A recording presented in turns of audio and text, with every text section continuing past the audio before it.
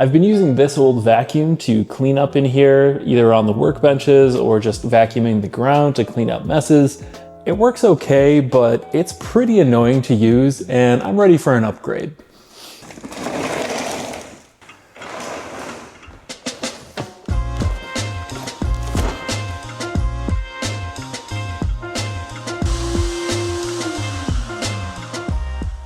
Giraffe Tools sent me this vacuum to try out. Right from the start, I have some preconceptions around what I'm expecting this to be good at and some other areas where I think it might struggle. To be clear, they're not paying me to say anything in particular about this vacuum, but they did give this to me for free to try out. What I'm really excited about with this is the packaging and the overall sort of industrial design that Giraffe Tools did on this vacuum. In my mind, based on what I've seen, this kind of sits alone in the market. So I'm really curious to get this out of the box, install it, and see how it does.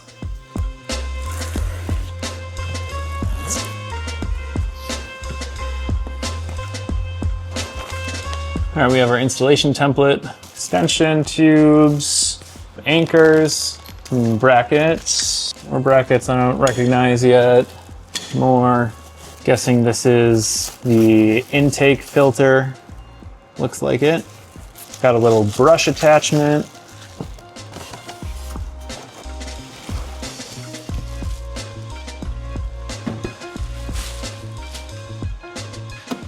Okay, so here's our vacuum. First impressions here, it looks pretty good. You know, it really just looks exactly like it did in all of the photos and videos that I saw beforehand. Personally, I really like that it's pretty muted in its color scheme.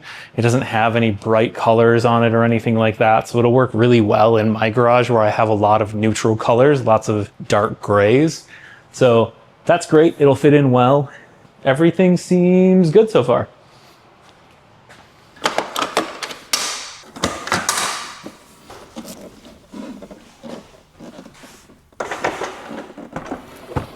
Inside the tray, we have all of the rest of the accessories as well as the brackets to mount everything.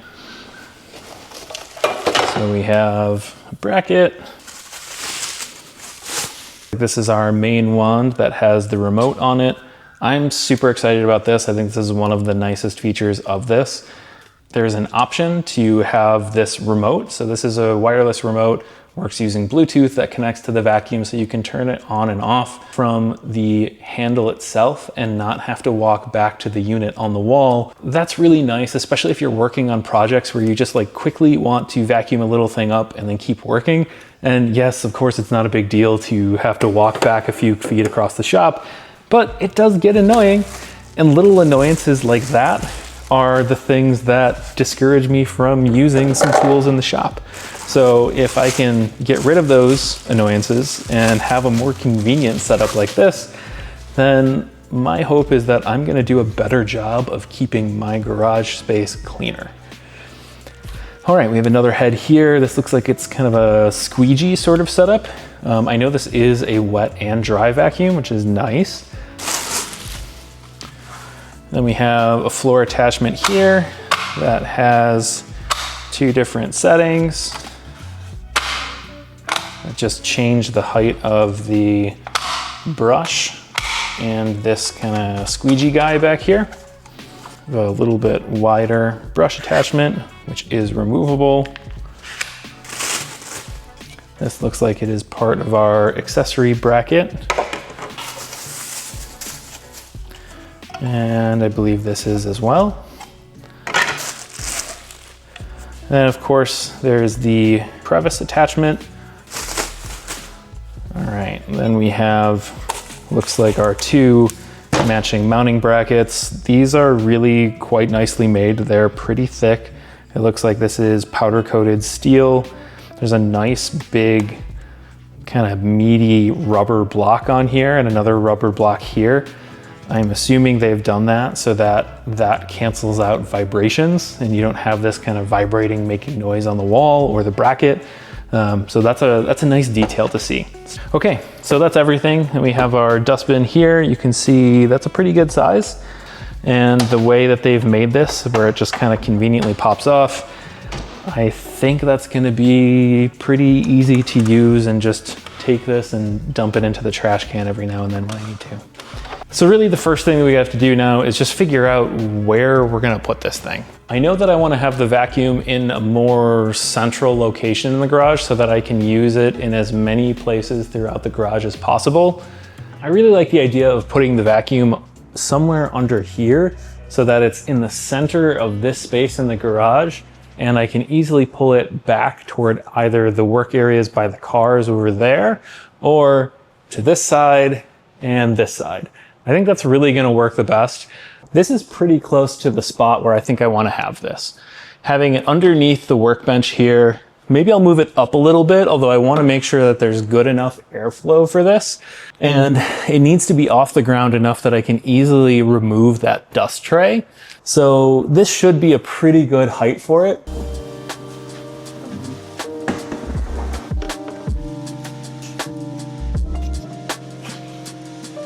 Based on what I just measured looking at the vacuum, it looks like you really need to have at least 11 inches of clearance above these top holes to fit the rest of the vacuum and be able to easily get that intake filter on and off.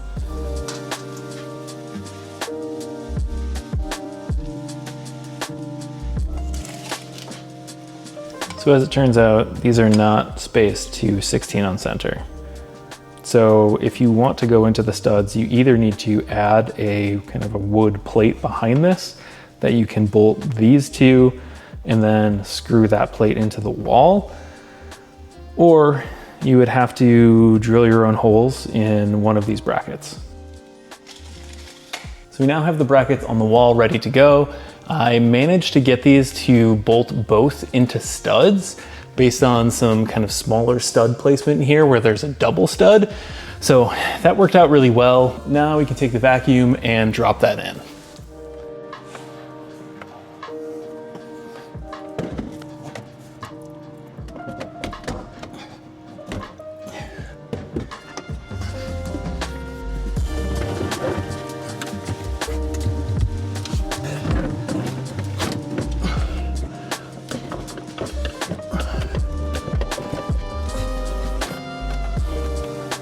All right.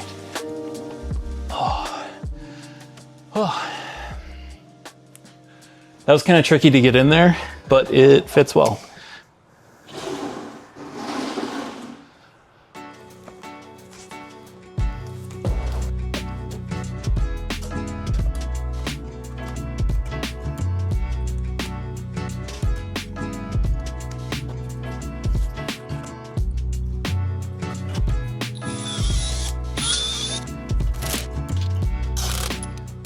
Well, I forgot to put this bracket on.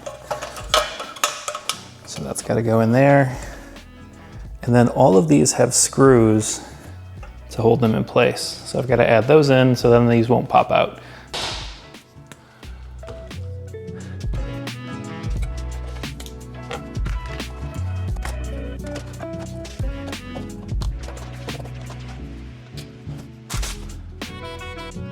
This accessory bracket and all these attachments here, that's really nice that they've thought of having a specific way to store all of those things so you don't have to just have them laying around somewhere. For my old vacuum, I just had this box in the corner here that I had all of the attachments stuffed in, and it always kind of bothered me, but I never figured out a different solution, so this has been sitting here like this for a few years now. One thing I will note is that these brackets on here and some of these plastic, not the attachments themselves, but the brackets to hold the attachments are pretty thin plastic. So you kind of have to be a little bit careful with this. I don't think I'll most likely break them, but like if I had a kid using this and they were being careless, I could see them getting broken. It's a pretty minor thing. Honestly, I'm just really happy that they included some sort of storage solution for this because that just is so much better than what I'm used to. But these could be a little bit thicker plastic, a little bit heavier duty than they are.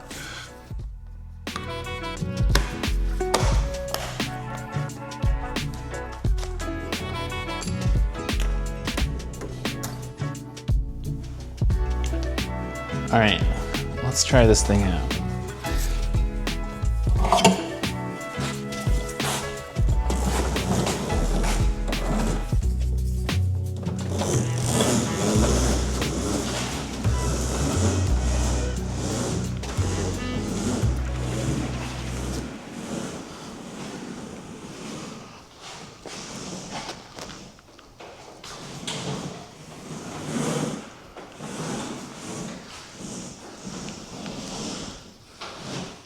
So that worked. I had to try twice to get it to stop on the retracting mechanism, so that's not too out of the norm for that sort of thing, but it seemed to work pretty well. The first thing that I noticed though is that when you start pulling on this hose, especially once you get out beyond like 10 feet, you can really feel a little bit of flex in there. So you can feel that the hose is flexing, and it's flexing a little bit more than I'm used to feeling when you're pulling on a hose like this. I don't know if that's actually a problem or not, or if this is just more flexible, but that didn't give me the best feeling. I can definitely say that my old shop vac had a more rigid feeling hose that felt like it was a little bit heavier duty construction than this one. So that's something I'll be keeping an eye on. Hopefully this holds up totally fine and it's just a different sort of feeling and it's more flexible, but that was something that I noticed.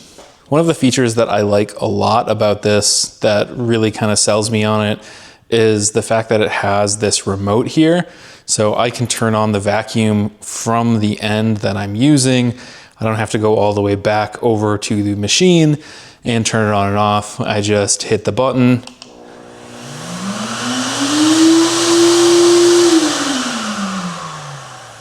And I can control that from exactly where I'm at, which is great. I think I'll use that a lot.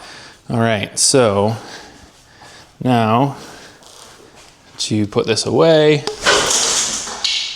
Whoa. Okay, so that handle just came off. So apparently, don't pull it from the handle. Okay, so let's try that again. What just happened was that I pulled on this hose from the handle to try to get it to release and then wind back in. And as soon as I did that, this whole end just separated from the hose. Nothing broke, it just kind of flexed out of its spot. So nothing was damaged in doing that, but it's pretty clear that you shouldn't pull on this handle itself. You should pull from the hose. All right, so we'll try again.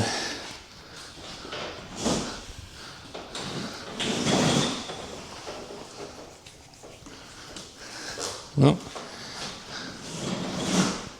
looks like we're getting a little bit stuck here. It's a little bit stuck in this mechanism. So I don't know what's going on.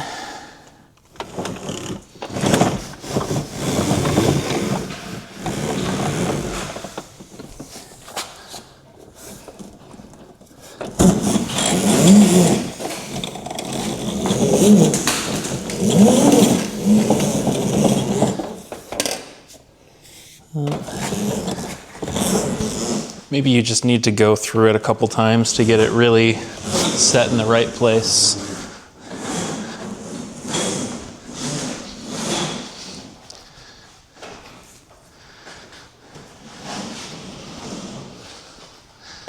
So I'm going to pull this all the way out and then we'll wind it back up. And hopefully we're all good. Okay.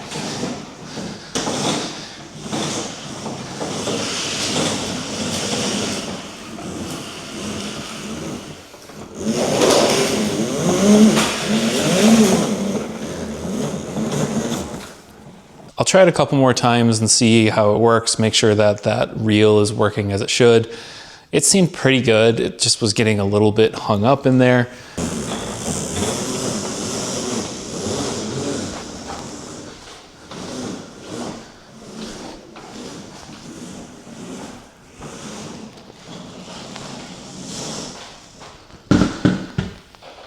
And we'll try winding it back up.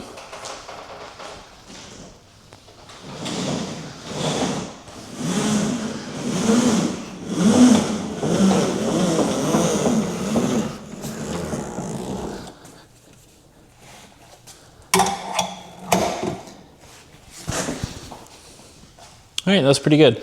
One thing I noticed is that after I fully unwound it and then let it wind itself back up again, is that there's a little bit less extra hose sticking out the front than there was when it was originally rolled up from the factory. So I think it was probably wound up a little bit too loosely originally, and now it's settling into where it's supposed to be. and it's winding and unwinding a little bit better. So that's good. I think I'm pretty pleased with that now. Winding and unwinding it, you have to be a little bit more careful than just kind of grabbing it with one hand and running. But this is still way more convenient than using this kind of just pile of hose here for the old shop vac. So far, I think it's going to be pretty decent. Next, we'll test out actually using it.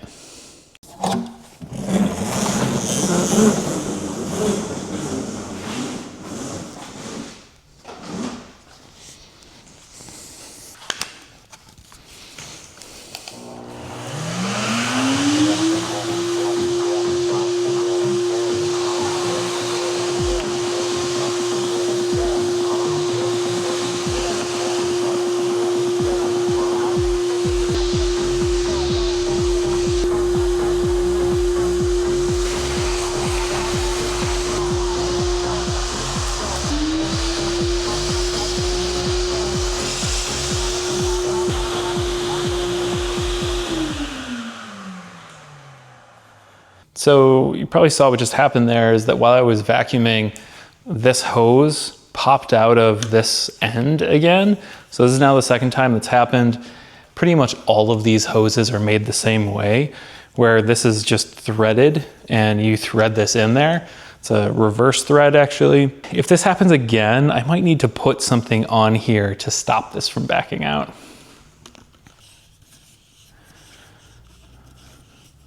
What's strange is that this just keeps spinning even after it gets to the end. Well, we'll try again. I'm gonna pause there. I just vacuumed the floor around here just to basically clean up the mess that was here from installing the vacuum, as well as some other dirt and debris that's just kind of been around on the floor from doing other projects in the garage. So what I can say so far is that it seems like the suction is okay. I would say it has, you know, decent suction. There is a limit to the size of items that you can pick up with this, but that's really fine for this sort of thing because this is not a vacuum intended to really replace a shop vacuum that's for taking on really heavy messes and more of like construction sort of debris. This is really for just kind of general light cleaning. And for what I just cleaned around here, which is probably most of the use that I'll have for it, it did a good job. It was easy to use, easy to pull out, get set up. There's a good variety of different attachments, and having these extension pulls makes it really easy to vacuum without having to bend over and get down to the floor, which is another thing that was kind of annoying with my old vacuum setup. So for general garage cleanup after different sort of automotive projects, I think this is gonna be pretty good. However, what I'm really curious to see is how this does vacuuming out a car interior. I have to imagine that's probably a lot of the imagined use case for this, given that it is designed to go in garages. I'm expecting that that may be a little bit harder task than just cleaning this floor. So let's take this over to the X3 and we'll try vacuuming out the back of that and see how it does. That car is super dirty. We recently took it camping, and even beyond that, it's been a little while since it's had a vacuum, so it's certainly due.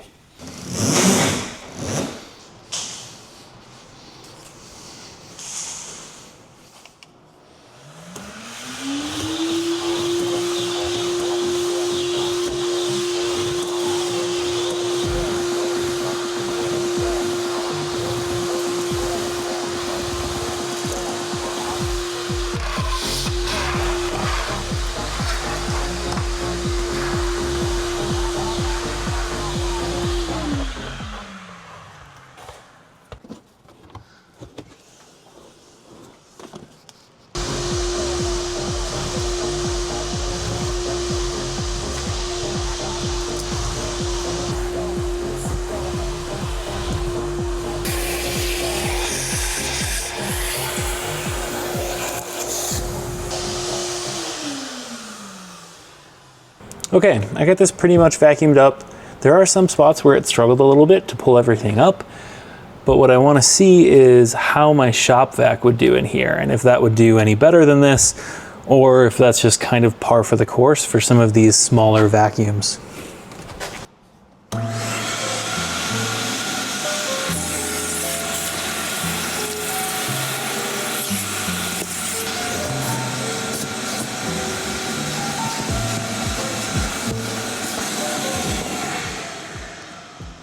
I just went through here with the shop vac, and there was one specific spot where I definitely noticed that the shop vac did a better job, and that is in this channel here.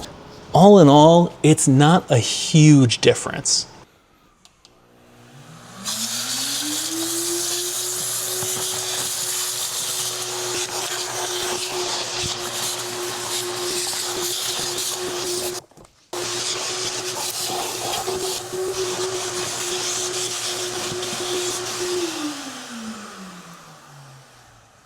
That did pretty well. This pulled out everything that I would expect a vacuum to. To me, this is probably one of the more common use cases for most people with using this sort of vacuum in a garage. I would say that passed that test well. The other thing that's really nice here is that you can see the X3 that we just vacuumed out is at the far corner of the garage. So this hose reaches pretty much all the way up to the garage door, which for me is pretty much perfect. So having it in that location works out great. This garage is 40 feet wide by 30 feet deep, and this 30-foot hose works out really well.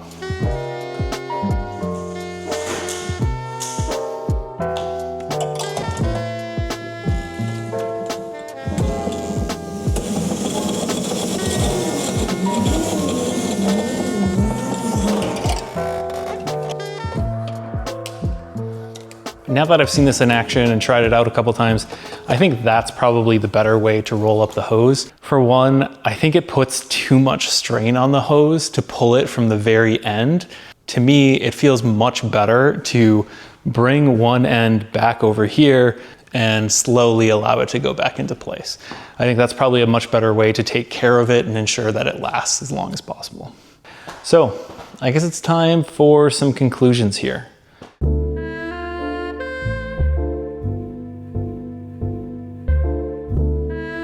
To me, very few things are all good or all bad. If someone's telling you that something is the best thing ever or the absolute worst thing ever, they're likely exaggerating and either simplifying things, or they're trying to push you in a direction and not being entirely truthful. Let's talk about how this stacks up based on a few different criteria. First is, of course, raw performance, or suction in this case. Second is the price of it. And third is convenience. As noted while trying out the vacuum, the suction is adequate, but not amazing. It has slightly less suction than my 4-gallon, 5-horsepower shop vac, but for most general maintenance cleaning in the garage, this will do fine. While there are many vacuums that are far cheaper than this, in the range of garage vacuums, this is quite a bit cheaper than many, especially when you factor in convenience. Giraffe Tools clearly understands what people want in a vacuum, which is why you see this everywhere now. They included all of the features to make this very convenient to use, and they fit it into a tight package that will look great in most spaces. The only potential knocks to convenience come from some quality issues that may or may not become a concern over the life cycle of the tool. The hose stretched more than expected when pulling on the reel, which requires a lot of force to unwind. I do worry about the hose with regularly putting that much stress on it. Secondly, the hose is not very securely attached to the handle. It pulled out of the handle when unwinding the hose, and then later unthreaded from the handle on accident. Nothing broke in either of these cases, and it was easily put back together, but the design of this handle to hose connection could be a lot better. And last, the accessory brackets are really thin plastic, and they felt far more delicate than they ought to be.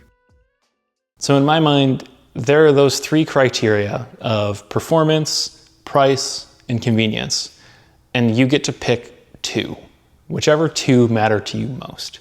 In this case, where the Giraffe Tools vacuum wins is on convenience and price.